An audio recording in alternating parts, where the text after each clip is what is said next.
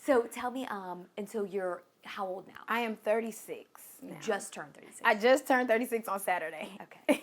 All right, so tell me, how are you doing? I mean, it's been a year, right? Yeah, well, it's been almost 2. June will make 2 years. Okay. So yeah, June will be 2 years. How are you doing? I'm doing so much better from my initial diagnosis. We've come a long way. So chemotherapy was about 18 months, and I just transitioned to immunotherapy in November of last year.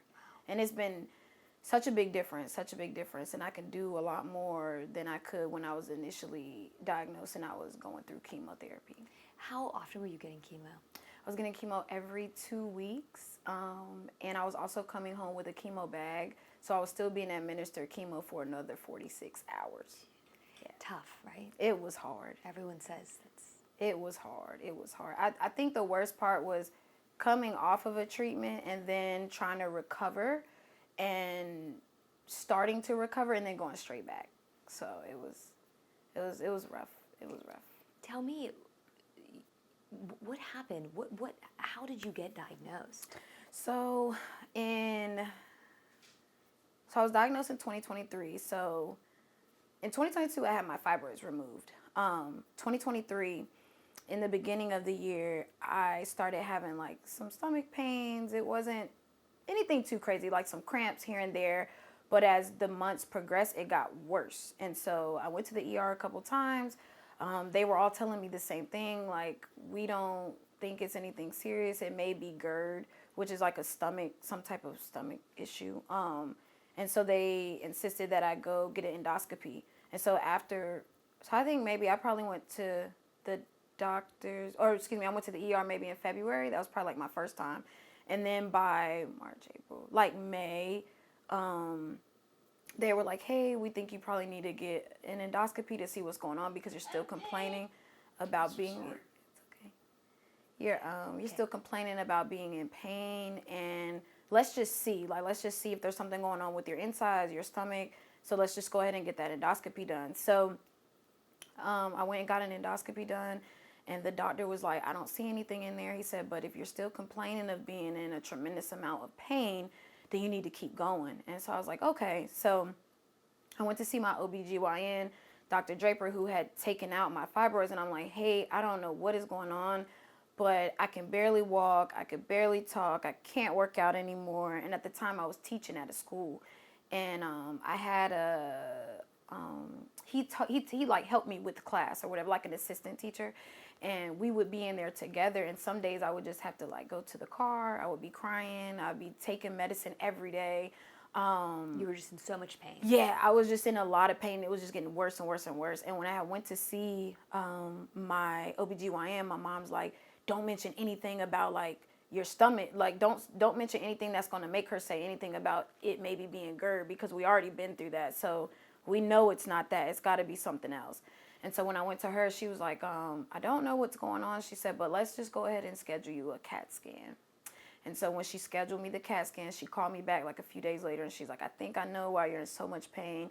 She's like, we can see that there's some type of, I don't even think if they knew it was a tumor yet, if it was benign, malignant, whatever. But she was like, we can see that there's something going on the inside. So we're going to send you to get like a colonoscopy and, keep going. And then once I got the colonoscopy, that's when I found out like, oh, I have colorectal cancer.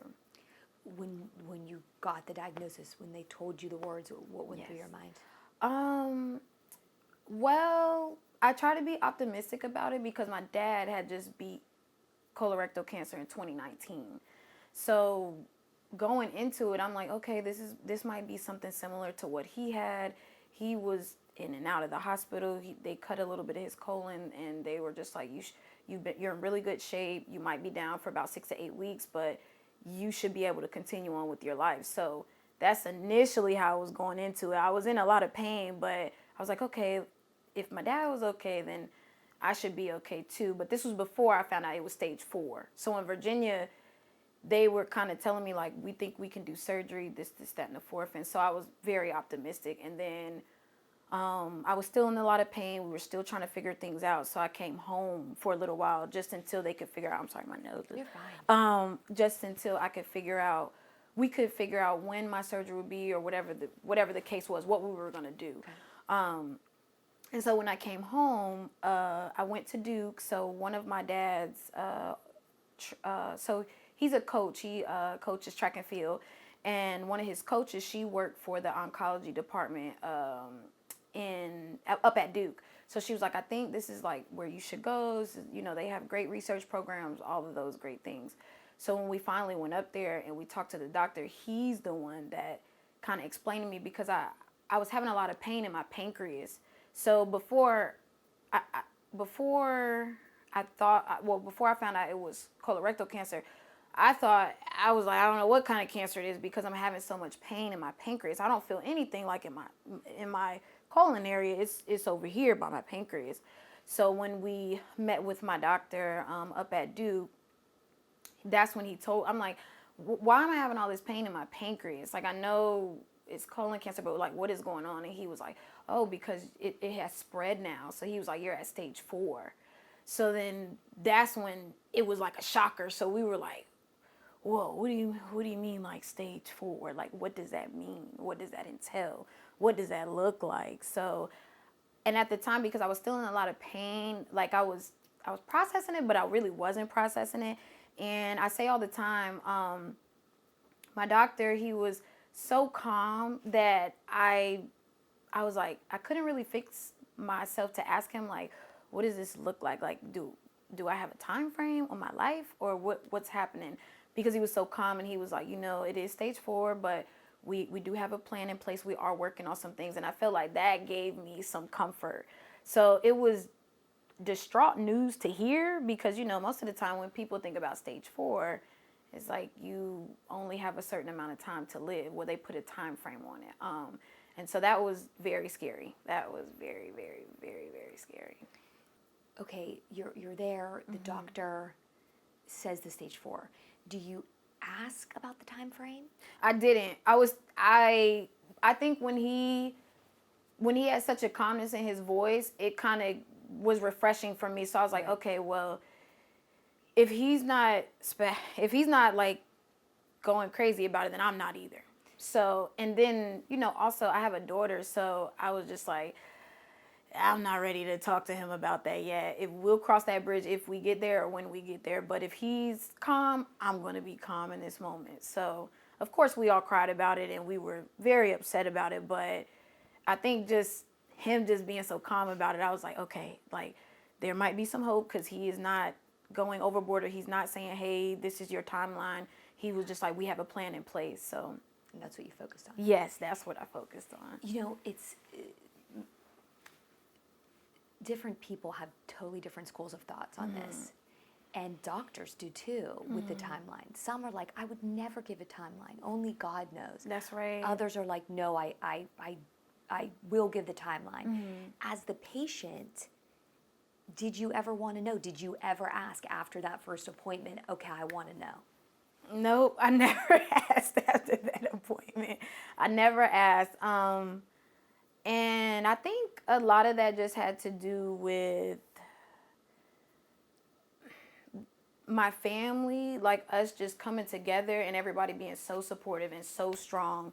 And so when I was like initially diagnosed, it was just like everybody just held it together. Like it wasn't like a sad party. Like we weren't meeting with each other and it was just like we were crying about it. It was just like, okay, like, what can we do to get me out of this? What can we do to move forward? Because I don't want to die. So what do we need to do? And I think that's kind of what we focused on. But it was hard because in the beginning I was just in so much pain and I had to wait about a month before I could start getting treatment. And that's when I really started going downhill. So I was taking a ton of oxys. I was always just not there, but I was there. And so it was a lot. It was a lot to just kind of process too, because I don't even think so I was diagnosed in June, and like, of course I knew that I had cancer. I gave my mom my phone for like 6 months because I felt like when I was initially diagnosed, that's all I was seeing was like people were passing away from cancer, people were passing away from colon cancer, and I was just like, okay, I can't look at that because I got to try to fight right now. Like every day is a fight, every day is a battle. And so, I told my parents, I'm like, you can tell people whatever you can tell the family whatever you want to tell them. It's not that it's a secret, but right now we have to focus on trying to get me out of this really bad place that I'm in right now. So, but yeah, I never asked them again after that, like, did I, what the timeline looked like. I think and my faith too, like my faith just got stronger over time. Like, Lord, please let me be here. Lord, I want to be here. Lord, I don't want to leave my baby here. Like, I want you to know that I want to fight to be here. I'm not just giving up, even though I am in this tremendous amount of pain, because I say all the time, I was talking to my therapist today, and we were talking about how a lot of times when some people pass away from cancer and things like that, they're like, you're no longer in pain.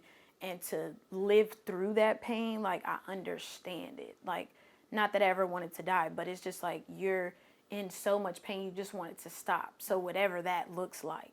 And some people might not understand it, but it's just like you're in a lot of pain. So it's pain like that I've never felt before. I had my daughter and I had a C-section, so I didn't know what that was like, but this was just like a unbearable. You can't breathe, you can't walk, you can't talk. Everything hurts. Like, you can feel everything. Oh, I'm so sorry. So you're in so much pain. Your Yes. family's rallying together. Yes. And you're like, what's our plan? Yes. But you're 30. You were 30. I'm 30. I was 34 at the time. So yes. what did the doctor say about that? I mean, aren't you extremely young? I am. Even I asked him, I was like, what do you think? And he was just like, honestly, he was like, I don't know. And we did genetic testing. We did all the things. And environmental, the things that I was, and not that I was a bad eater, because we weren't doing McDonald's, we were cooking a lot, but I just think, GMOs, them putting things in our food, what we wear, what we put in our hair, what we put on our nails, all types of things. I just think like cancer can be in a little bit of all of that. So I think just all of that together may have played like a big part. Like cumulative. Yeah, I just think it was different I things. think it was a little bit of everything. Yes, also my dad having cancer, and then when we actually sat down and like went through the family tree, it was so disheartening because I did not realize so many people on my dad's side of the family like had cancer before. Like who? I think my aunts, like I feel like it was probably about 5 people that he mentioned that I never, like I had no idea. And I don't know if that was just because maybe it was younger when I was a kid and they had cancer, but my dad was really like the first person that I knew that had cancer. Like my family, our friends, nobody that I knew had cancer. So even with me dealing with it at 34, for me, it was just like, this is insane because I didn't know anybody. And so it was just all so new and just came out of left field. And it's like, people say it all the time, I'm healthy. I was working out. I was in the gym. Like I was doing everything right, So it's just like, how did this happen? You weren't just working out. You were competing. Yeah. Yeah. Well, during that time I wasn't competing, but yeah. So like I you had that. Yeah, I was doing. So I knew how to eat properly. I knew about food. I knew what it did. So I wasn't going to the fast food places. We weren't eating at restaurants. Everything was cooked at home. So tell me about that time in your life, a couple years prior to that, where you were doing my bodybuilding shows. Yes, the shows. Yes. Yes. So I started probably in like 2013 before I had my daughter. She was born in 2016. So I used to be a personal trainer at a gym. And I met this lady. Her name was Miss Erla. I call her Mama Erla now. But she would tell me all the time, like, I think you should compete. I think you should compete. And I'm like, what do you mean? Like, what is this? And she was like, because she had did it. And she was, at the time, Miss Erla probably was like in her 50s. But, I mean, she looked amazing. She worked really hard in the gym. One of the hardest trainers I've ever had. And she was like, I think you would do really well at it. Like, you have a really nice frame, a really nice body. And I was like, okay, I'll give it a shot. I didn't have no kids. I was just kind of doing my own thing. And So we trained for, I think, 16 weeks. And I did my first show. I did really good. I won because they go by like your group, and that's pretty much like height wise. So I won that, and then you go for like an overall. So it's like category A, B, C, D, and A might be 5'2" and under. B might be 5'3" to 5'5". C class might be 5'6" to whatever. So then I had to go up against like the everybody else in the classes, and I didn't win like overall, so that's what they call it, overall. But I had so much fun the first show. I was like, oh, I want to keep doing this. So fast forward, I moved to Virginia like a couple of years later. I had my daughter. So I think I did 2 shows when I was in New Jersey. But I had my daughter, and I kept telling myself, I was like, I want to get back in shape. I want my body back. And so I vowed to myself, I'm like, okay, by the time she's 2, I'm going to step on stage again. My body should be good by then. And so I stepped on stage, and she was 2. And I did really well at that show, too. But it's a lot of politics and stuff like that in there. So I placed well, but I didn't win or anything like that. And then just after that, I was like, you know what? I just want to preserve my body, because a lot goes into it, like a lot of eating and just a lot of the workouts and what you put your body through. And I was just like, I just want to take a break from that. I just want to, embrace my baby and just, continue on with my life. It was fun while it lasted. I love watching people do it, and I'll go to shows, but I'm just like, it was fun while it lasted. But like discipline, like did he teach you? Like, yeah. So I've always had I've come from a disciplined background. Number one, my dad, military. So we've been doing a lot of exercising, running, all those types of things since I was young, but also playing sports. And leading up into competing, it's just a whole, you just learn so much about yourself as far as like discipline, as far as how much you can push yourself, how much you can take, because it will really have you thinking like, okay, because I would step on the scale like every day. And when I wouldn't lose a pound, I would be super upset with myself. Like, I didn't change anything today. I ate the same foods. I did the same workouts. Like, what is going on? So it'll have you locked in. Like, do you think that experience helped at all with this fight? Oh, yeah, for sure. Yes, for sure. Because it just teaches you, like, you can't give up. You got to keep going. You got to keep fighting. Like, it doesn't matter how bad it hurts, how intense the workouts are, what type of sugar you want to eat. Because I like cookies, I like cakes. And when I started prepping for the show, I couldn't have any of that. So it was just like, all right, Bianca, how bad do you want it? Like, how do you want to look when you go on stage? And I definitely took that into my fight for sure. So, okay, so you do the treatments. Yes. All the treatments. Mm-hmm. And it's just so tough. You said you do the chemo, you start to feel better, you have to do it again. Yes. But then what? Like you start coming towards the end of it? So, it's so funny that you asked. So I was doing chemo. In the beginning, it was tough. It was hard. My body started adjusting. I lost a lot of weight. I was down to 94 pounds. So I was little. I started at, my regular weight is about like 135. But within probably from June to about June of 2023, maybe to like December, I was like I went from like 94 pounds and I was gradually like getting my weight back up. So my doctor was telling me, Dr. Delvito, he's like, just eat whatever, because we need you to have this weight on so you can fight, because you're weak. So you can't do like at 94 pounds and you're taking chemo every 2 weeks. It was a lot. So I forgot why I said that. I was like, you were doing your treatments and like, coming to an end. So fast forward to 2024. So by about like probably like, because November is when I transitioned to immunotherapy. So leading up to like November, we were having the conversations with him. We had so many conversations in the beginning.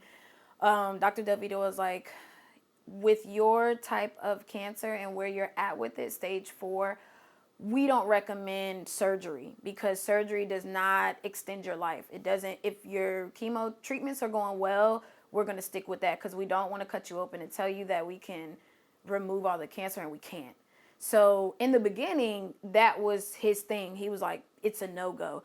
But as chemo was getting better, like in 2024, things were going really good. He was like, I think I could talk to my doctors now, all the doctors about it. We're going to get together and see what's going on because your tumor has shrunk.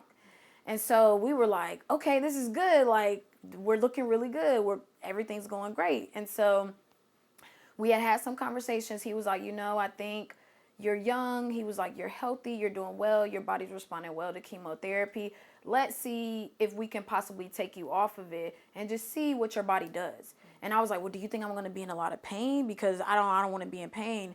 And he was like, no, honestly, I don't, because you've been taking chemo for, over a year now. And so I'm like, okay, so we were all excited. We were happy. And I remember I get CAT scans probably about every, about 8 weeks or so, 6 to 8 weeks. And so in November, I had my CAT scan, and it was not a good CAT scan. So my doctors and nurses, so my nurse had came to, she didn't even come to me because we're so close. She had to send somebody else. But the lady or the other nurse had came, and she came in and she was like, didn't really say what was going on, but just kind of told me that there had been some changes in my CAT scan. And so I'm like, I'm thinking a lot of different things, because I'm like, why are you here? Like, normally it's such and such that comes. Like, Kathy's usually here and she's not here. So what is going on? Like, I just seen y'all, everything was fine. Yeah. And now I'm about to get my chemo treatment, and now she's walking in here with these papers. She's like, you got to sign this, you got to do that. And I'm like, okay. So I'm like, well, what's happening? Can you like break it down to me to a point where I can like kind of understand it? And I don't even think when she told me I really fully understood. She was just kind of like, there's some things going on with the tumor, but I didn't really know. So I was just like, okay, well, obviously something isn't right. So then when my doctor came to see me, Dr. Dovito, he sat down with me and he was like, hey, we found another tumor that's near your liver. So he was like, chemo has ran its course. He's like, you've done amazing on it. He said, most people only last on this treatment for 6 to 12 months. And he said, you're going 18 months strong. And he said, because we were potentially thinking about taking me off of it. So he was like, we have to find another plan of action because the chemo has ran its course. And so, man, they got on it to switch me over to immunotherapy. And so the other thing about that too is a couple weeks leading up to my CAT scan, I was having issues again. Like, I was feeling some pain. And so I'm like talking to my mom about it. I'm like, I don't know what's going on, but I'm having like pain in my sides. And she's like, it's probably just the way you sit on the couch. Like, you're probably just putting too much pressure. But then I started having to take medicine again. Like, I was taking pain meds again. And I'm like, man, like, this isn't normal. And so my doctor had said, when I had seen him a couple weeks before that, he's like, it's not like you to complain about, something going on. So he said it had him a little concerned. So then that's when we got the CAT scan back, and it pretty much showed that, the tumor, I had another tumor. So I was down again while I kind of waited for treatment to get started. So I wasn't back on the walker, but I was being pushed I wasn't on a walker, but I was being pushed in a wheelchair because I was back in a lot of pain again. So that's. All right, so then immunotherapy. Yep, immunotherapy. And how has that been? It's been amazing. So in the beginning, I kind of felt like how I originally felt like when I had started chemo. I was down bad, like I was laid in the bed. I was really going through it. And probably after about like the second treatment, my body started to respond a lot better to it. And then I had some shrinkage in my tumor. So my tumor went from a 5 to a 2.6. So they were like through the roof, and so was I. I was like, oh, this is great. Like, immunotherapy is going well. And so yeah, it's going amazing. It really is. I mean, you're so positive. You have so much energy. Yeah. Like, is this how you normally are? For the most part, but I feel like I always try to keep a positive mindset just about what I'm going through. And I do feel like immunotherapy has kind of helped with that. Chemo, I was like down, and I feel like I was depressed, but I didn't know I was depressed because I was taking so many like oxys and, just pain meds and stuff like that I was there. But again, I wasn't really there.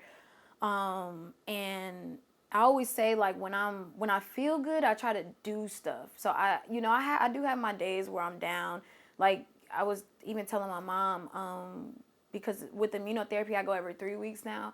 Sometimes I go for 1 day of treatment, and other weeks I go for 2 days of treatment. So my birthday was on Saturday, which was April the 26th, but I had treatment on the 24th and the 25th. So I knew going into like this week, I was gonna be tired. And so it usually takes me maybe like 5 days to kind of recover. But like with chemo, it was taking me like 2 weeks, and then I was going right back into it. So this recovery is like a lot better, and I'm fatigued, but I can still do a little bit more. But I definitely listen to my body, because I started working back out. But like this week, I was like, I'm gonna just, I'm gonna just work my way back up to it, because I'm still tired and kind of still recovering. So tell me, you mentioned your daughter a couple times. Like, how old is she? What's her name? Tell She me is about her. 9. Her name is Kaylani, and she is the light of my life. She is one of the main reasons why I fight so hard to be here every day, because I don't want to leave her here by herself. But although I have an amazing support system, my parents, my mom, my dad, everybody's wonderful. But it's just nothing like having your mom. So, but yeah, that's my baby. How's she been doing? She's been doing good. I can say what I do like about going to Duke and the cancer center and things like that is they have put something in place for the kids. So it's called Kids Can, and so we enrolled her and my niece into that probably about maybe like 5 or 6 months ago. And it's good because they talk to them about cancer in a way that they understand it. Because when I was first diagnosed, she didn't know what was going on. She just knew I was sick all the time. And so we didn't really get to spend a lot of time together. Like, she was in Virginia, I was here because I was going to treatment. She was still going to school. I wanted her to be with me, but my mom was like, you got to fight right now. You can't really try to be doing all this stuff with her and then trying to like stay upbeat. So she stayed in Virginia for a while. I stayed here with my dad. My mom went up to Virginia with her. And so it was a lot. I think in the beginning she struggled a bit because she started like she wasn't doing bad in school. But I think it was just a lot. She was dealing with a lot. But she's in a much better place now. We got her in some sports here. She's here with me now. So it's been great. Tell me, okay, so she's 9. Yes, ma'am. How are you able to do this? Is it your family? Is it your daughter? Do you have Bible verses you say to yourself? Like, what? Man, it's a little bit of everything. I will say my faith has definitely grown over this process a lot. Just talking to God. I do read the Bible. My family is a big, big, big part of it. They are just my support system. That's who I look for. That's who I go to when I need things. And we all stick together. It's a lot, just going to treatments, taking them to school when I'm not here. So it's a community. We are a community. And what they say, it takes a village to raise a child. Like, it's taking a village to get through this. So it's my mom, it's my dad, it's my aunt. She steps in when we have to go to treatment, and she takes the girls to school. My mom and my dad are always at treatment with me. And, just a lot of support, a lot of support. And I say all the time, it breaks my heart when I go to treatment and I see people that don't have anybody with them, because this is not a journey that you want to go through by yourself. It's so easy to get down. It's so easy to get depressed, and they never make me feel like I'm alone. Never. So it's like, I'll go to treatment and I'm like, I promise y'all there will never be a time here that somebody's not with me. So it'll be my mom, my dad, my aunt, my friends, whoever, but I don't want to come here by myself. And I don't think nobody should come by themselves, but I know life is life. But yeah, definitely my support system, definitely God, and just my community. And that's another thing I didn't know. So in the beginning, I didn't want to post about it on social media just because I didn't think that I was ready. Like, I didn't think that I was physically, mentally, emotionally, prepared, spiritually prepared for what the world might say or how ugly the world might be, or, so that took some time. I was diagnosed for a whole year, and I didn't tell anybody. Well, I didn't post about it until my mom's birthday, September 2nd, 2024. And I prayed about it a lot. I asked God, what avenue he thought I should take, what I should be doing, you know, what my purpose was, because I'm still here.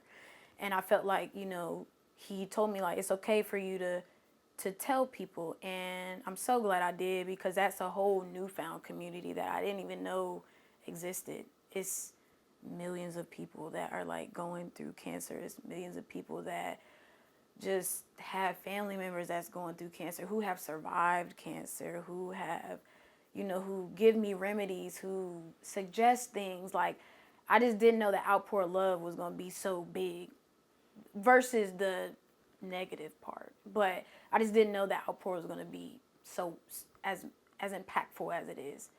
Wow. So, yeah. So what about your age, though? I mean, do people say you're so young, you're too young? You know, is that something you hear a lot? I do. And, you know, when they tell me that, I think about the babies that are going through it. And I'm like, y'all say that I'm young, but I think about the little ones that are going to radiation and treatment, and some of them that make it, some of them that don't make it. I follow a lot of people on social. I'm sorry, you're fine. But I follow some people on like social media, and I can't even think of her name right now. But I follow her. She had cancer, and she might have been 11 or 12, and she was doing really good, and then it came back, and she was trying to fight it, but you know, she didn't make it. And so when people tell me that I'm young, I think about them, because they're babies, you know what I'm saying? And it's just hard. It's very, very hard. And yeah, when people tell me that I'm young, I'm like, I know that I look young, but I feel like I'm in a weird age, because I feel like it's really hard for the babies to fight, and then I feel like it's even more difficult for older people to fight because their immune systems are so weak. So I'm very thankful that, you know, I can fight, and, you know, every day is just not promised. So I don't know. But yeah, people do tell me all the time, like, you're young, and how did this happen, and why is this happening, and things like that. But yeah. Sorry. So that's kind of the social media part. Like, you love the social media community, but then you're also seeing these stories. That's the hard part too, is that you build relationships with these people, and you don't even know them. Like, I would donate to like her GoFundMe, and I would like send things on her wish list. The young lady that I'm talking about, I don't even know why I can't think of her name at the moment. But yeah, you just connected with her for some reason. Yeah, I connected with her, and like, she got a chance to meet The Rock, and like, it was just so cool to like follow her journey, because she was doing so good. And then she like went on vacation, and they called it like a bucket list, but just the things she wanted to, you know, just do. And when she got sick, I think, on vacation, and when she got back, she was trying to get treatment for one thing, and then they were saying like she couldn't get it for that. And then, you know, like a couple weeks later, they were just like, you know, she had passed away, but her mama said she was still going to post about her and stuff like that. And so it was just like, it was very sad. It was very, very sad. And I know you are trying to stay so positive all the time, but what is your biggest fear? My biggest fear, that I won't be here. That's probably my biggest fear, and my daughter not having a mom, or like, you know, dealing with that. I think that is probably like my biggest fear. It's hard when you have to have that conversation with yourself about possibly planning your funeral, or possibly getting things in order to make sure that if you're not here, that she's good and my family is good. It's a lot. People don't like to have those conversations, but it's important to have them. They're hard conversations, but it's important to have them. And you've had them? Yeah, I've had them. We have everything in order. I've had life insurance for a long time, but yeah, I have everything in order just in case. And you don't want to have those conversations, but like I said, I've grown to just be in this community and meet so many people. And I have another friend, she's also stage 4 colorectal cancer. She's younger than me. I think she might be 33. And we have conversations all the time because she was in remission. She had surgery. She was doing well, and then it came back, and this time it's aggressive. So it's like, you know, we were having conversations and we're talking, and she's just like telling me like, I don't want to die. And I'm just like not even knowing what to say, because I'm like, I understand. Like, I know what that feels like to be putting those pieces together, or potentially saying like, I don't know how long I have, or I don't know what this looks like. So the unknown is a very scary thing. But what do you do? Just like you push forward, and you have faith, and you just keep, you know, just keep moving forward. Like, I know I used to say like I one of the other things that I was concerned about is my daughter, and I didn't want her to like crash out if I'm not here. So that was really important for me to know that she will be okay if I'm not here. So but yeah, I just feel like you got to push forward. You got to keep praying. You got to, you know, just have faith. Have faith in your doctors. Have faith in yourself. What can you do outside of just what the doctors are doing to make sure that you're staying on track and you're doing everything in your power to beat it, you know, because yeah, it's just the belly of the beast, and it's hard. It's very, very hard.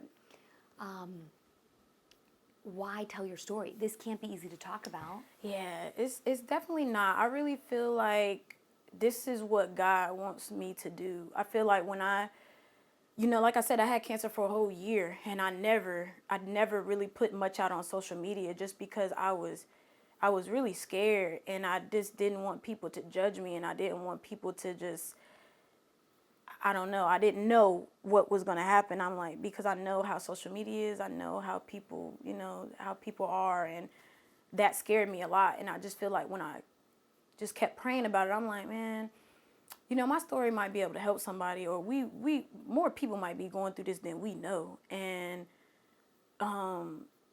you know, what happened to me, I don't want to happen to other people. You know, I don't want them to be going to the ER and saying that they think something's wrong, and they keep telling them, like, there's nothing wrong with you. Like, no, we have to advocate for ourselves.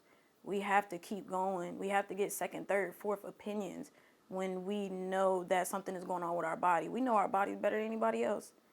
So, yeah, you kept being told, right? Yeah, you just I kept being you're told fine. you're okay. There's like, we think you have GERD, which I'm like, okay, but this pain don't feel like no GERD. This is an unbearable pain. I can't walk. I can't talk. I'm taking pain medicine every single day, and it's still not getting better. I'm coming home. I'm crying. I'm crawling on the floor, and y'all are telling me y'all think this is just GERD? Like, it's got to be something bigger than that. But you just didn't stop. Your mom didn't stop. You No, just kept, and then yes. she said, don't even mention GERD. Yep, she Don't said, even when you bring go this see up. your OBGYN, don't say nothing to her about none of that. She was like, you just tell her that you're having really bad stomach pains. And at this time, like, I couldn't even stand. Like, I worked, and I remember this was closer towards the end of the year.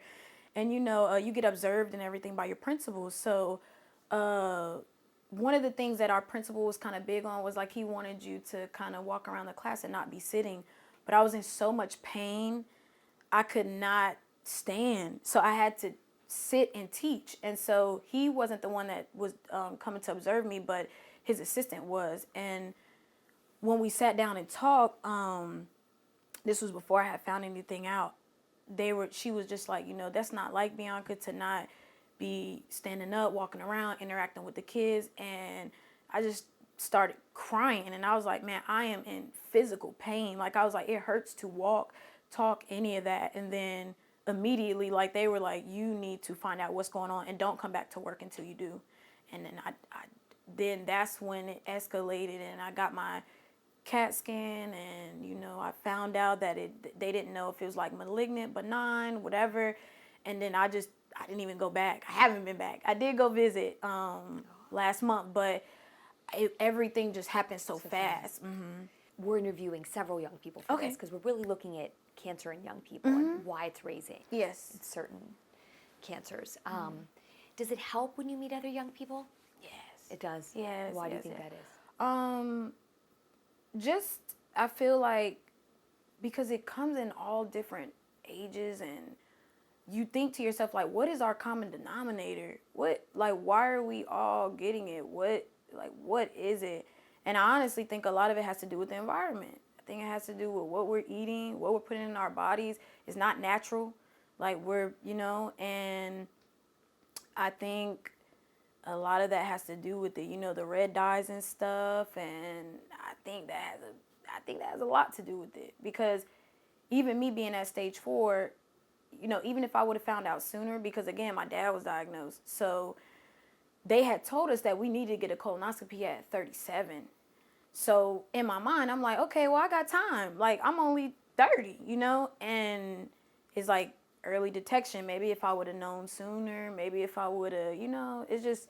And then when I was a kid, we used to eat a lot of, McDonald's, Burger King. We're not thinking nothing of it. A lot of sweets, all of that type of stuff. And I think that plays a part in it as well. You do. Genetics too, but I do think environmental has a lot to do with it. Like you said, like the eyelashes, Yeah, like lotions. the glues, the just products that have a lot of added stuff in it that's not natural. Like, it's not coming from the earth. We're like adding things to it to make it smell better, make it look better. And I think a lot, even the clothes we wear. I think they had something on Shein talking about how we shouldn't shop at Shein because what chemicals may be in it when it's coming to us and we're not washing it first, or whatever the case may be. So I think a lot of that has to do with it.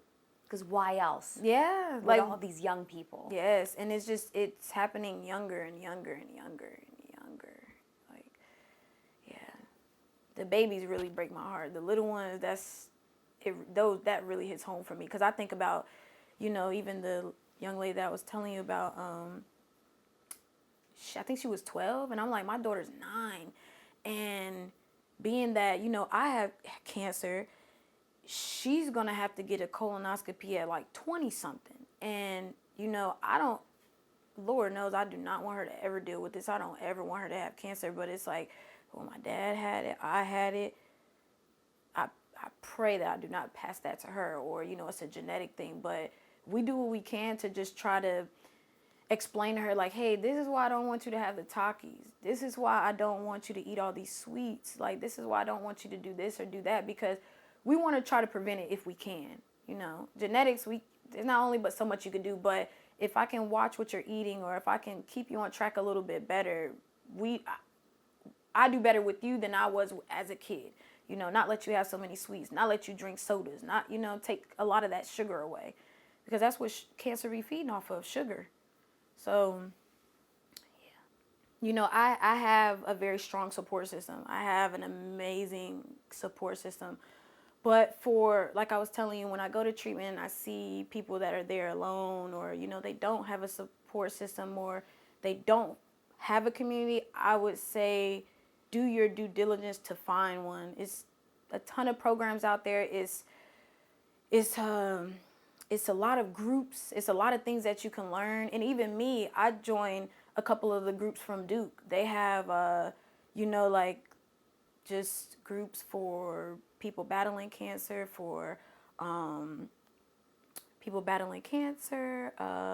people who, have beat cancer, they're in remission, and just the stories and the ideas and the things that they're going through, because we're all going through this together, and you can learn a lot. Like, I've met women that were in the group that have had cancer for 20 years. So it's just like, that's a beautiful thing to hear and see, even though they're not in remission. Like, that just shows you research and everything else have come a long way.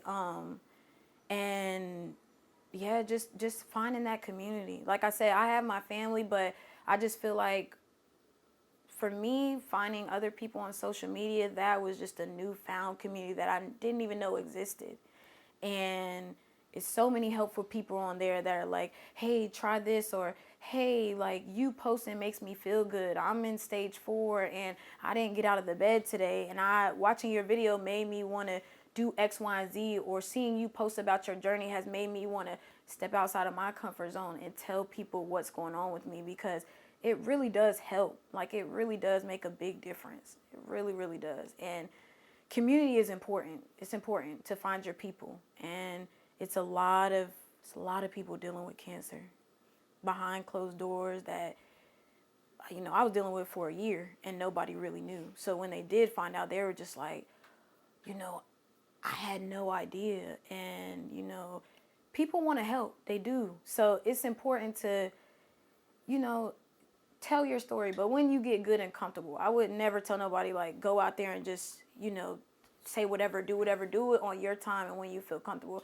I was talking to a young lady on Facebook, and she had sent me a message and was pretty much saying that she had just started following me. I was really inspiring. She was, you know, really thankful that she found me, and she's about to ring the bell. So I was like, oh my gosh, that's amazing. Like, those are my favorite stories, when people tell me about them ringing the bell, or they're in remission, or, you know, they've been cancer free for 20 years. Like, that brings me joy and it gives me hope. I'm like, all right, we're doing good. We're doing really, really good. Like, I'm in a good space. So, but yeah, community is important. It's important. Do you see yourself doing that? Is that your A big community? dream? No, the bell.